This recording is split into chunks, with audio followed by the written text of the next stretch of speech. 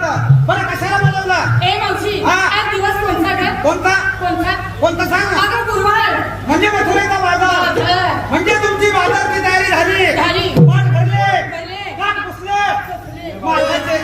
माठाचे का? कारण या थंडीच्या दिवसात कसं असतं, तसं. माठातील गाई दूध उचलून जर कधी वरती आला आणि माठाचे कान जर कधी पुसले नाही, बरं. माशांच्या फना असायला घालत असतात. ए, आमचे माठ काढून नदीवर घेऊन असे वाळून खाते का काढतो खाल्ले? असं ना. एक माळशीत काय? हा.